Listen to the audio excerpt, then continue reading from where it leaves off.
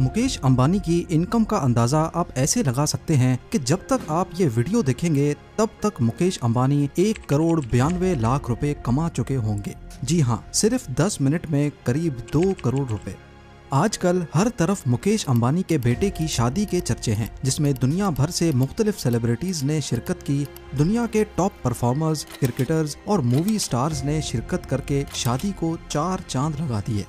ये तो सब जानते हैं कि ये तमाम स्टार्स फ्री में नहीं बल्कि भारी पैसे लेकर आए हैं। सिर्फ जस्टिन बीबर की ही बात की जाए तो उन्होंने चंद मिनट्स की परफॉर्मेंस के 80 करोड़ इंडियन या 280 करोड़ पाकिस्तानी रुपए लिए हैं। अब यहाँ पर हर एक के जहन में यही सवाल आता है कि मुकेश अंबानी एशिया के सबसे अमीर आदमी तो हैं, लेकिन इन्होंने इतना सारा पैसा कमाया कैसे? 10,370 अरब रुपए। क्या है इनकी कमाई का असल जरिया जो इनको पूरे एशिया का अमीर तरीन इंसान बनाता है? और सबसे बढ़कर, जब एक भाई सोने के पानी से नहा रहा है तो वहीं दूसरे भाई का दिवालिया क्यों निकला हुआ है?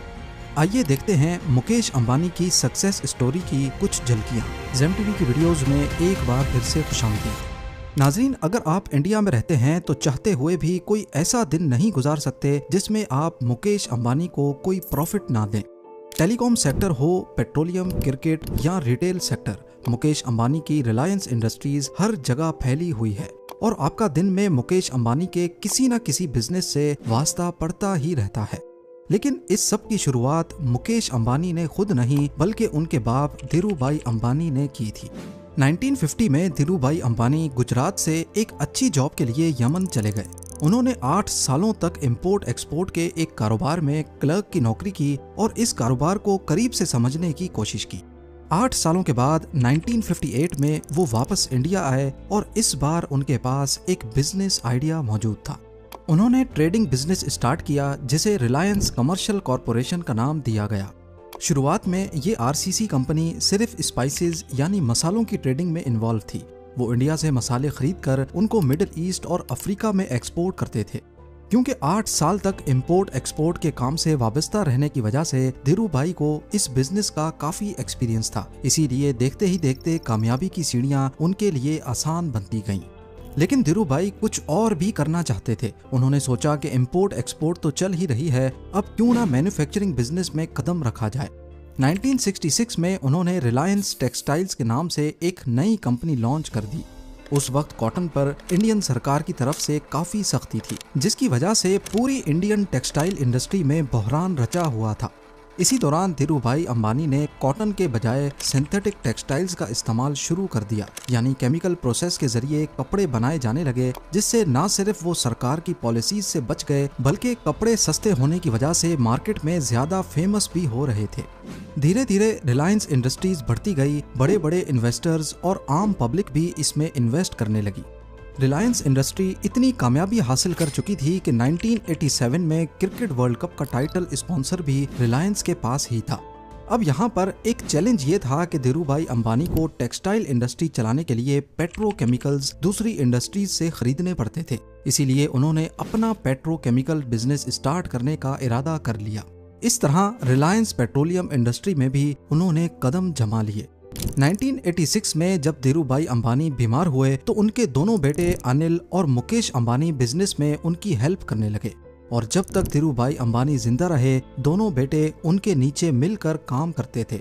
मगर 2002 में जब धीरूभाई की मौत हुई तो एक नया डिस्प्यूट सामने आ गया। अपनी मौत से पहले धीरूभाई अंबानी ने अपनी जायदाद की तकसीम यानी उसकी डिवीजन के बारे में कुछ नहीं बताया था, तो अब उनके जाने के बाद रिलायंस इंडस्ट्रीज का कंट्रोल कौन संभालेगा? इसी सिलसिले में रिलायंस के बोर्ड ऑफ गवर्नर्स की मीटिंग कॉल की गई और उसमें फैसला हुआ कि ज्यादा कंट्रोल मुकेश अंबानी को दिया जाएगा और यहीं से दोनों भाइयों के दरमियान दरार पड़ गई। दोनों भाई आपस में लड़ने लगे और एक दूसरे से बातचीत खत्म कर दी। लेकिन उनकी माँ से ये सब ना देखा गया और उन्होंने फैसला किया कि दोनों भाई बिजनेस को आधा आधा डिवाइड कर लें और अपना अपना काम करें। इस तरह 2005 में रिलायंस इंडस्ट्रीज को 2 भाइयों में डिवाइड कर दिया गया। रिलायंस ऑयल, गैस, पेट्रोकेमिकल और मैन्युफैक्चरिंग मुकेश अंबानी के हिस्से में आए और रिलायंस एनर्जी, टेलीकॉम और रिलायंस कैपिटल अनिल अंबानी को मिले। इस तरह ये प्रॉब्लम तो सॉल्व हो गई, लेकिन दोनों भाइयों के दरमियान इख्तलाफात फिर भी चलते रहे और कई बार ये मामलात कोर्ट तक भी जा पहुंचे। मुकेश अंबानी ने अपने हिस्से के बिजनेस को मेहनत करके बढ़ाना शुरू कर दिया। उनके हिस्से में जो जामनगर पेट्रोलियम रिफाइनरी आई थी, उन्होंने उसकी प्रोडक्शन को बढ़ाकर उसमें state of the art manufacturing facilities install करके उसे दुनिया की सबसे बड़ी पेट्रोलियम रिफाइनरी बना दिया। सिर्फ यही नहीं, बल्कि इस इंडस्ट्री में एक और नई रिफाइनरी को भी शामिल करके रिलायंस पेट्रोलियम का प्रॉफिट मजीद बढ़ा दिया। उसके बाद मुकेश अंबानी ने रिटेल इंडस्ट्री में भी कदम रख दिया, जिसके चलते भारत में एक इनकलाब बर्पा हुआ और पूरे इंडिया में स्मार्ट बाजार के नाम से डिस्काउंटेड स्टोर्स और सुपर मार्ट्स खोले गए, जहां कंज्यूमर्स को तमाम आइटम्स डिस्काउंटेड रेट्स पर एक ही जगह पर मिल जाया करते थे। 2008 में जब क्रिकेट की सबसे बड़ी लीग इंडियन प्रीमियर लीग का आगाज हुआ तो मुकेश अंबानी इसमें भी कूद पड़े। IPL की सबसे महंगी टीम मुंबई इंडियंस को खरीद लिया और ये टीम अगले कई सालों तक IPL की मोस्ट वैल्यूएबल टीम रही। यहाँ तक कि जब कोरोना के दिनों में खाली स्टेडियम्स में मैचेस करवाए गए, तब भी मुंबई इंडियंस ने रिकॉर्ड प्रॉफिट जनरेट किया। 2016 में मुकेश अंबानी ने टेलीकॉम इंडस्ट्री में कदम रखा और ये कदम इतना भारी था जो टेलीकॉम इंडस्ट्री के दूसरे कॉम्पिटिटर्स को कुचलने वाला था। जियो के नाम से उन्होंने एक मोबाइल नेटवर्क लॉन्च किया जिसमें कॉल्स, डेटा और मैसेजेस को पब्लिक के लिए फ्री कर दिया गया। लोगों ने दूसरे नेटवर्क्स छोड़कर धड़ाधड़ जियो की सिम्स खरीदना शुरू कर दी, क्योंकि यहाँ सब कुछ फ्री मिल रहा था। देखते ही देखते जियो के यूजर्स 450 मिलियंस तक पहुंच गए और जियो ने जब 5G नेटवर्क लॉन्च किया तो यूजर्स की तादाद मजीद बढ़ गई। ये नेटवर्क अब 6G टेक्नोलॉजी पर भी दुनिया की बड़ी कंपनीज के साथ मिलकर काम कर रहा है। जियो की सक्सेस इतनी ज्यादा थी कि दूसरी टेलीकॉम कंपनीज ने जियो पर केस कर दिया। उनका कहना था कि जियो अपने कंज्यूमर्स को सब कुछ फ्री दे रहा है, जिससे मार्केट में कंपटीशन खत्म हो रहा है। इससे आप अंदाजा लगा सकते हैं कि जियो ने बाकी टेलीकॉम कंपनीज को किस हद तक हिट किया था। जियो ने बाद में फ्री सर्विसेज खत्म करके बहुत ही कम चार्जेस पर कॉल्स और डेटा प्रोवाइड करना शुरू कर दिया, जिससे दूसरी कंपनीज को भी अपने रेट्स कम करने पड़े और आज इसी वजह से इंडिया में इंटरनेट बंडल्स दुनिया के सस्ते तरीन रेट्स पर मिलते हैं। 2024 में मुकेश अंबानी ने इंडिया की सबसे बड़ी मीडिया कंपनी बनाने का भी ऐलान कर दिया, जिसके लिए उन्होंने अमेरिकन एंटरटेनमेंट जायंट डिज्नी के साथ $8.5 बिलियन का कॉन्ट्रैक्ट भी साइन कर लिया है। और इसी तरह पूरे भारत में हर सेक्टर पर किसी न किसी तरह मुकेश अंबानी जरूर असरअंदाज होते हैं। आज मुकेश अंबानी की नेटवर्थ $122 बिलियन से भी ज्यादा है, जो 34,160 अरब पाकिस्तानी जबकि 10,370 अरब इंडियन रुपीस के बराबर है। इस हिसाब से ये दुनिया के 11वें अमीर तरीन शख्स हैं। अगर इस लिस्ट में से अमेरिकन बिलियनर्स का नाम हटा दिया जाए तो मुकेश अंबानी पूरी दुनिया के दूसरे अमीर तरीन शख्स कहलाए जाएंगे। अब जाहिर है, जब पैसे की रेल पेल इतनी ज्यादा हो तो खर्चे भी फिर इसी हिसाब से होते हैं। मुंबई में मौजूद मुकेश अंबानी का घर, जिसे एंटिलिया कहा जाता है, बहुत ही फेमस है। ये एक 27 फ्लोर की बिल्डिंग है जो 37,000 स्क्वायर मीटर्स पर मुश्तमिल है। इसके अंदर मंदिर, सैलून्स, स्पा, थिएटर, जिम्स और हेलीपैड वगैरह सब कुछ मौजूद है। इन सब के साथ साथ ये दुनिया की लग्जरी तरीन गाड़ियों का एक शोरूम भी है। हाल ही में आनंद अंबानी की होने वाली शादी तो आपको याद ही है। एक अंदाजे के मुताबिक मुकेश अंबानी ने अपने बेटे आनंद अंबानी की शादी पर 5,000 करोड़ रुपए खर्च किए हैं, और ये सिर्फ एक अंदाजा है। 5,000 करोड़ हो या 10,000 करोड़, हकीकत ये है कि जिसके पास 10,370 अरब रुपए की वर्थ हो, उसमें से 50 या 100 अरब निकालना ऐसे ही है जैसे जंगल में से 2-4 दरख्त काट देना। असल फिगर शायद कभी किसी को मालूम ही नहीं पड़ेगी। एक तरफ मुकेश अंबानी के पास तो पैसे की कोई कमी नहीं, लेकिन दूसरी तरफ इनके छोटे भाई अनिल अंबानी हैं, जिनको वालिद की जायदाद का आधा हिस्सा ही मिला, लेकिन आज उनका दिवालिया निकला हुआ है।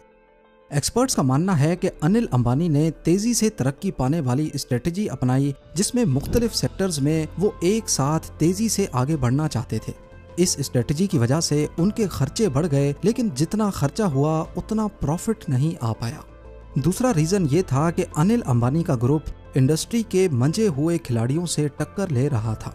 मिसाल के तौर पे रिलायंस कम्युनिकेशंस मार्केट में मौजूद एयरटेल, वोडाफोन और जियो से मुकाबला नहीं कर पाई और फाइनली बैंकरप्ट हो गई। तीसरा ये कि अनिल अंबानी की इन्वेस्टमेंट करने की पसंद और उनकी टाइमिंग हमेशा गलत साबित हुई। और सबसे बढ़कर अनिल अंबानी के ग्रुप ने खुद को डाइवर्स नहीं किया, यानी इस ग्रुप की ज्यादा आमदनी हाई रिस्क वाले सेक्टर से जुड़ी थी, जैसा कि इंफ्रास्ट्रक्चर और टेलीकम्युनिकेशंस। जब बिजनेस मुख्तलिफ सेक्टर्स में फैला होता है तो बुराई आने के वक्त उनके पास किसी न किसी सेक्टर का सहारा मौजूद होता है। इन सब मामलात के साथ साथ अनिल अंबानी मुख्तलिफ लीगल मसलों में भी फंसे रहे। रिलायंस कम्युनिकेशंस ने एरिक्सन कंपनी के कुछ पैसे वापस करने थे और ये मामला मुंबई कोर्ट तक आ पहुंचा। कोर्ट ने अनिल अंबानी को 1 महीने के अंदर एरिक्सन के सारे ड्यूज क्लियर करने का ऑर्डर किया और अगर ऐसा ना किया गया तो 1 महीने के बाद अनिल अंबानी को अरेस्ट किया जाना था। लेकिन ऐन मौके पर बड़े भाई मुकेश अंबानी ने एंट्री की और पैसे अदा करके अनिल अंबानी की बेल करा दी। ऐसे करते करते आज अनिल अंबानी की टोटल नेट वर्थ 0 है और ये स्टेटमेंट उन्होंने खुद यूके कोर्ट में जमा करवाई जब एक केस के दौरान कोर्ट ने उनको चाइना की 3 बैंक्स को $719 मिलियन वापस करने का ऑर्डर किया। उम्मीद है जेम टीवी की ये वीडियो भी आप लोग भरपूर लाइक और शेयर करेंगे। आप लोगों के प्यार भरे कमेंट्स का बेहद शुक्रिया। मिलते हैं अगली शानदार वीडियो में।